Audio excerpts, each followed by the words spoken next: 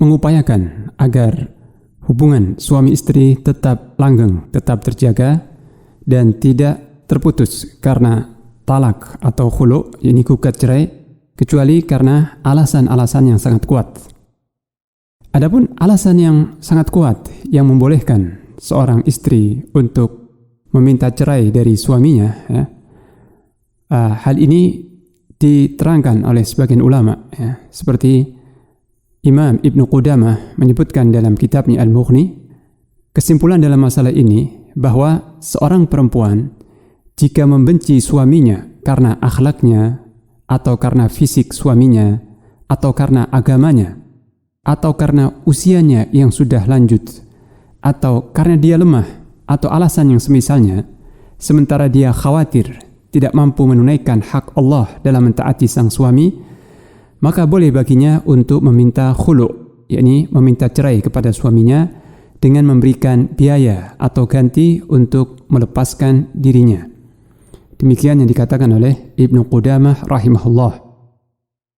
Dan sebagian ulama juga merinci atau menyebutkan alasan-alasan yang membolehkan seorang istri untuk menggugat cerai dari suaminya. Di antaranya adalah pertama, jika suami murtad dari agamanya, meninggalkan agama Islam atau menganut ideologi yang bertentangan dengan akidah Islam, seperti ideologi komunis dan sebagainya. Yang kedua, jika suami menampakkan kefasikan yang jelas.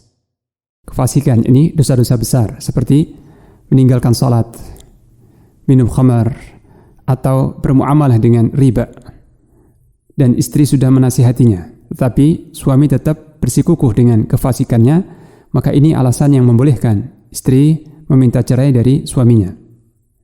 Atau yang ketiga adalah jika akhlak suaminya buruk, seperti suami sangat membenci istri, akan tetapi sengaja tidak ingin menceraikan istrinya agar perempuan itu menjadi seperti perempuan yang terkatung-katung. Atau suami yang berlaku kasar dan zalim kepada istrinya, seperti suka memukul, suka menghina dan menjelek-jelekannya. Atau yang keempat adalah jika suami tidak memberikan hak kepada istrinya berupa nafkah, berupa nafkah atau kebutuhan hidup seperti makanan atau pakaian, tempat tinggal dan sebagainya, padahal suami mampu untuk memenuhi hak-hak istrinya tersebut. Atau jika suami tidak mampu memenuhi hak biologis istrinya karena penyakit atau kelemahan pada fisiknya. Nah, alasan-alasan ini membolehkan seorang istri untuk menuntut cerai kepada suaminya. Adapun jika alasan-alasan yang dikemukakan itu alasan yang lemah, maka haram hukumnya seorang istri menggugat cerai kepada suaminya. Dan untuk ini berlaku peringatan dari Rasulullah SAW yang sangat tegas terhadap perempuan-perempuan yang dengan mudah, tanpa alasan yang kuat, tanpa kondisi yang darurat, meminta cerai dari suaminya. Imam Abu Dawud At-Tirmidzi meriwayatkan dari Thauban radhiyallahu anhu bahwa Nabi sallallahu alaihi wasallam bersabda, "Ayyuma imra'atin sa'alat zawjaha talaqan fi ghairi ma ba's, fa haramun 'alaiha raihatul jannah." Perempuan mana saja yang meminta cerai kepada suaminya tanpa alasan yang darurat, maka bau surga, aroma surga diharamkan baginya. Hadis ini memberikan peringatan yang keras bagi seorang perempuan yang meminta perceraian tanpa alasan atau udzur yang syar'i.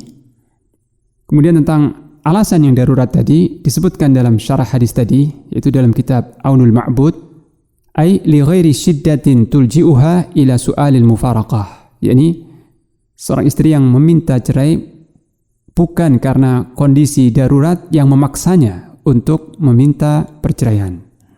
Kemudian dalam hadis yang lain juga Rasulullah sallallahu alaihi wasallam bersabda, al-muntazi'at wal mukhtali'at hunnal munafiqat. Para perempuan yang berusaha untuk melepaskan dirinya dari suaminya dan yang meminta cerai dari suaminya, mereka itu adalah para munafik. Hadis riwayat An-Nasa'i. Jadi yang dimaksud munafik di sini adalah nifaq amali, kemunafikan yang bersifat amal, perbuatan, bukan akidah. Tapi hadis ini cukup memberikan larangan secara tegas bagi seorang istri untuk meminta cerai dari suaminya. Oleh karena itu, hendaknya setiap muslim dan muslimah bertakwa kepada Allah dalam mempertahankan akad nikah atau ikatan akad nikah yang telah berlangsung dan tidak berusaha untuk memutus ikatan akad nikah tersebut tanpa alasan syar'i yang kuat yang ditolerir oleh syariat. Demikian, mudah-mudahan bermanfaat.